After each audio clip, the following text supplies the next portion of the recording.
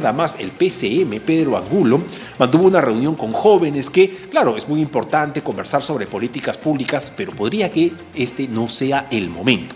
Finalmente, ya se ha publicado en el diario El Peruano lo que había adelantado el ministro de Defensa, Alberto Otárola, sobre el estado de emergencia por 30 días a nivel nacional. Eso es justamente lo que estamos viendo en pantalla. Y para conocer los detalles de esta decisión, para tener una idea de qué es lo que va a pasar en los próximos días, estamos en este momento con el exministro de Defensa, Jorge Chávez Cresta. Buenas noches, señor Chávez. Buenas noches, Víctor Caballero. Un saludo fraterno a toda la audiencia de Radio Nativa y muchas gracias por la invitación. Muchas gracias. Quisiera empezar consultándole con respecto a esta medida que se ha anunciado el día de hoy, que por supuesto debe haber generado muchas dudas, muchas preguntas en la gente. ¿Qué implica exactamente que se haya declarado un estado de emergencia? ¿Esto es un toque de queda? ¿Quiere decir que se tienen que cumplir algunas medidas de seguridad? ¿Podría comentarnos al respecto, por favor? Bueno, muchísimas gracias por la oportunidad de poner en conocimiento de la ciudadanía un mecanismo que está expuesto y garantizado en nuestra Constitución en el artículo 137, en la cual indica de que el presidente de la República, con acuerdo del Consejo de Ministros, puede decretar por plazo denominado en todo el territorio nacional o en parte de él, y dando cuenta al Congreso de la República, a la Comisión o a la Comisión Permanente, los estados de excepción que este artículo contempla. Uno es el estado de emergencia y otro es el estado de sitio. En el estado de emergencia se produce en caso de perturbación de la paz o del orden interno, de catástrofe o de graves circunstancias que afecten la vida de la nación.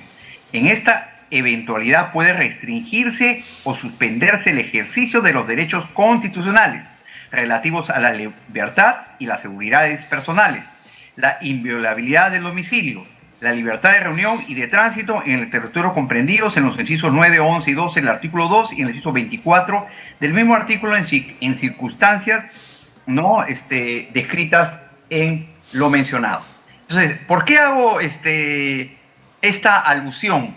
Porque de acuerdo a lo que ha hecho el gobierno, el Estado mismo en su conjunto, ante esta crisis que se está presentando y que ha rebasado las capacidades de nuestra Policía Nacional, y para que puedan intervenir las Fuerzas Armadas, se declara este mecanismo de declaratoria del estado de emergencia, que puede ser hasta 60 días, pero que el gobierno lo ha hecho por 30 días, ¿no? ¿Y esto por qué lo ha hecho?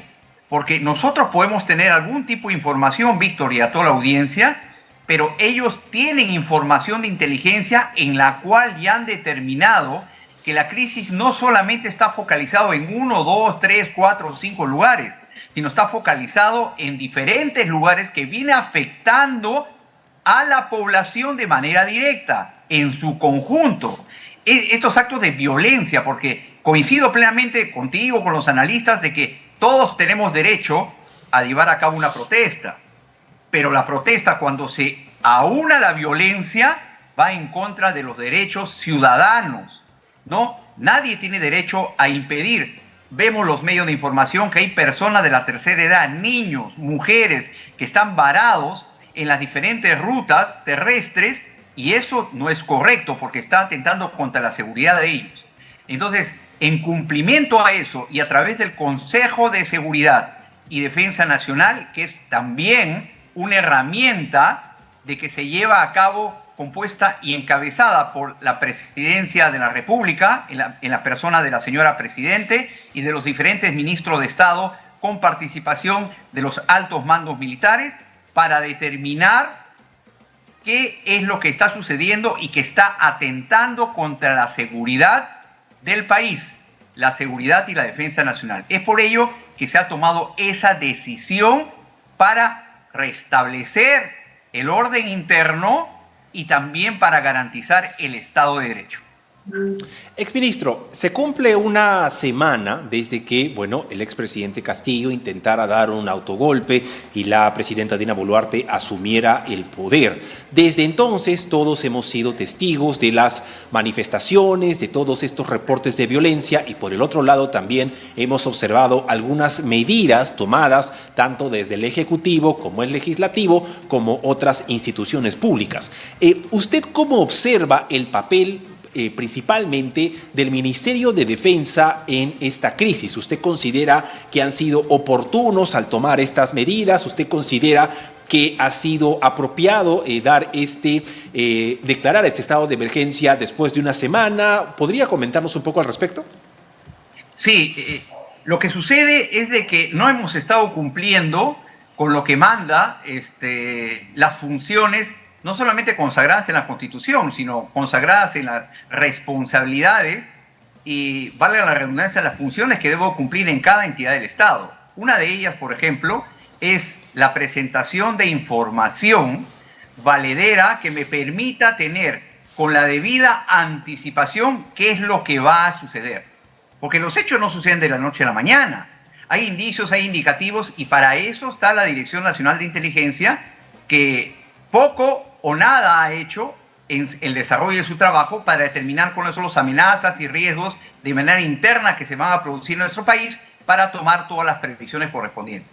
Respondiendo también a su pregunta, yo creo de que si bien es cierto, se han tomado las acciones correspondientes para restablecer el orden interno y garantizar el Estado de Derecho, creo que nos hemos dado un poco, porque hemos debido de tener esa información para saber cuál es la escalada de la crisis y evitar cualquier tipo de afectación a la vida y también cualquier tipo de afectación a los miembros de la fuerza del orden.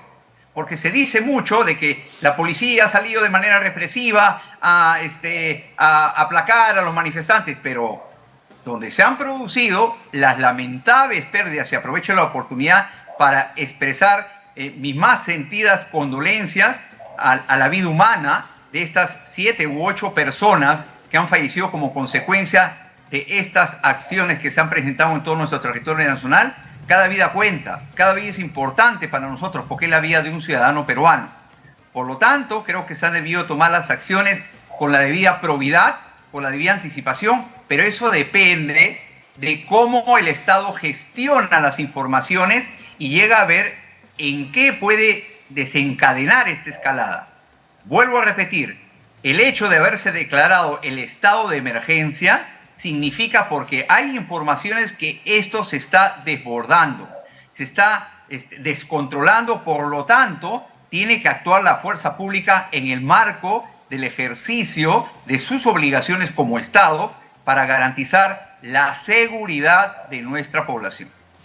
Exministro, es cierto, como usted menciona, que, debido a todos estos episodios y registros de violencia, la policía ha tenido que salir a tomar medidas sobre el caso. También se han tomado medidas con respecto a las Fuerzas Armadas que se han informado el día de hoy. Sin embargo, por el otro lado, como usted bien menciona, a pesar de todos estos episodios de violencia que por supuesto tienen que ser condenados y resguardados, por el otro lado no es la primera vez que el país es testigo de cómo el abuso de la represión policial puede llegar a niveles bastante alarmantes. En el 2020, recordemos, en las manifestaciones contra Manuel Merino, pues fueron 2 jóvenes los que murieron y en este caso ya son prácticamente 8 personas que, claro, en distintas circunstancias, todavía no se sabe exactamente cuál es el número oficial de jóvenes que han perdido la vida por la represión policial. Sin embargo, esto es bastante recurrente y esto no debería suceder en ningún país. No es posible pues que una persona pueda ser asesinada por salir a protestar. ¿Usted considera que se han tomado las medidas del caso? ¿Se deberían realizar algunas reformas aprovechando que estamos en un momento de transición? ¿Cómo observa usted esta situación?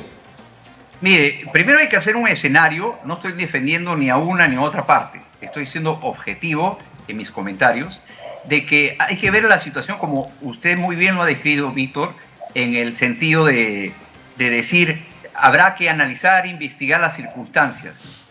De los hechos que se han suscitado y que he tenido la oportunidad de tener acceso a la información, he visto que en el 50% de estos hechos lamentables que se han sucedido han sido por el momento en que los miembros de las fuerzas del orden han defendido la infraestructura como comisarías. No olvidemos que han intentado y han quemado en un total de 16 comisarías a nivel nacional. Hay cerca de más de 160 miembros de la fuerza del orden heridos gravemente. Y eso no ha sido como consecuencia de tratar de disipar, de que la gente no atente contra instalaciones. No, eso ha sido cuando se ha producido el ataque directo sobre las infraestructuras de la policía. Y la policía, por el hecho de defenderse, ha actuado de esa manera. No estoy justificando. Ahora, lo que hay que hacer, sí, hay que llevar a cabo acciones para determinar en qué circunstancias se produjeron eso y, en virtud de las lecciones aprendidas, ir mejorando los procedimientos de reglas de enfrentamiento de las policías. Y acá yo quiero manifestar correspondiente a lo de las Fuerzas Armadas. Que no se piense que las Fuerzas Armadas, por el hecho de apoyar a la policía en una zona declarada en estado de emergencia en todo el territorio nacional, va a hacer uso y desuso de las armas para tratar de que los mítines. No. Nuestras Fuerzas Armadas tienen claro lo siguiente. Primero, de que garantizar y preservar la vida del ciudadano. Segundo, garantizar y preservar la vida e integridad de la fuerza. Entonces, se tiene que llevar a cabo, para eso hay entrenamiento, capacitación, normatividad legal. La declaratoria de estado de emergencia hace que las Fuerzas Armadas apoyen la intervención de la policía. Las Fuerzas Armadas no intervienen, actúan de manera disuasiva cuando son sobrepasadas las capacidades de nuestra policía. Finalmente, exministro, como usted menciona, lo más importante de todos estos casos es preservar la vida. Nadie quiere que muera ni un ciudadano que sale a protestar, ni un policía que lo único que hace es cumplir con su trabajo. Como exministro de Defensa, me imagino que usted, como también mencionaba, existe toda esta información de inteligencia que señala cuáles son los puntos críticos en este momento en nuestro país. ¿Usted qué consejo o recomendación le podría dar a la actual gestión? ¿Cree que se están tomando las medidas adecuadas o cree que faltan algunas más? Yo creo de que a partir de la convocatoria al Consejo de Seguridad y Defensa Nacional, que es el COSEDENA, se ha dado un gran paso para materializar y hacer prevalecer la autoridad del Estado para recobrar el Estado de Derecho y para proteger a la población. Porque de estas protestas que en la mayoría de los casos han devenido en acciones violentas, las consecuencias las sufren los ciudadanos. No la está sufriendo ni el Estado ni otra entidad, sino mayoritariamente los ciudadanos. Por ejemplo, ¿qué culpa tiene una estación de Metropolitano, ¿no?, para expresar una protesta? ¿Qué culpa tiene una joyería en el Cusco para expresar su protesta? ¿Qué culpa tiene la transportadora de gas peruana en el gas de Camisea en el Cusco para decir esta protesta? Yo creo que el mecanismo del diálogo debe de prevalecer y, claro, garantizar, porque es también labor del Estado, de que uno tiene el derecho de elevar su protesta y de expresarse pacíficamente.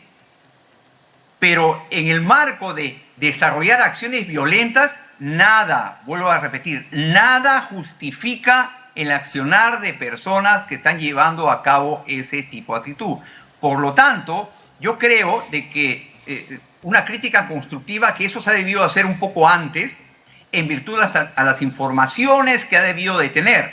Pero vemos ahora que ya el gobierno está encaminándose adecuadamente desde el punto de vista legal, desde el punto de vista de tomar acciones para garantizar la seguridad. El hecho también de declarar en estado de emergencia la red vial nacional y la infraestructura crítica compuesta por los aeropuertos en los próximos días debe garantizar el libre tránsito de toda la población para poder llevar a cabo, ¿no?, su vida y su bienestar de forma natural. Entonces, yo creo de que lo primero no es porque yo sea militar, haya ejercido el Ministerio de Defensa. En ese sentido, lo que yo quiero decir es de que primero se debe garantizar el control del orden interno y el Estado de Derecho. Y posteriormente o paralelamente conversar con las personas para explicarles, porque usted ha hecho mención de que uno de las peticiones de la gran mayoría es el adelanto de elecciones, pero también tenemos que ser responsables, porque no puedo decir de que condiciono ya, yo paro porque quiero que mañana sean las elecciones. Hay normas establecidas, obviamente se puede adelantar, o sea, se puede correr, pero no se puede correr más hasta el mes de diciembre del próximo año. Si bien es cierto, se habían dicho en abril, legalmente, y le voy a explicar por qué. Porque hay plazos, procedimientos que se pueden de repente acelerar, por eso de abril han jalado hasta el mes de diciembre del próximo año. Sin embargo, también, si nosotros acortamos el tiempo, vamos a ir en perjuicio, ¿no?, de las reformas políticas que se pueden hacer, uno, y dos, vamos a ir en perjuicio de los nuevos partidos, de las nuevas agrupaciones que están en un proceso de inscripción, de los cuales, si yo acorto el plazo, prácticamente vamos a tener los mismos partidos, las mismas organizaciones, los mismos postulantes, y la cura va a ser peor que la enfermedad. Por lo tanto, creo que hay que explicar, hay que comunicar mejor. Es cierto, hay que adelantar las elecciones, pero hay que garantizar de que el sistema democrático siga funcionando. ¿Para qué? Para poder llevar a cabo unas elecciones transparentes en las mejores condiciones. Reforma política para no estar en estos escenarios críticos y también que puedan participar las agrupaciones que no son las únicas que están actualmente inscritas. Entonces, eso tiene su plazo. Por lo tanto, eso hay que comunicarlo, hay que expresarlo. Muy bien. ¿No? Porque se dice una serie de cosas que a la larga influye en la actitud de cada uno de los manifestantes. Muy bien, ha sido el exministro de Defensa Jorge Chávez.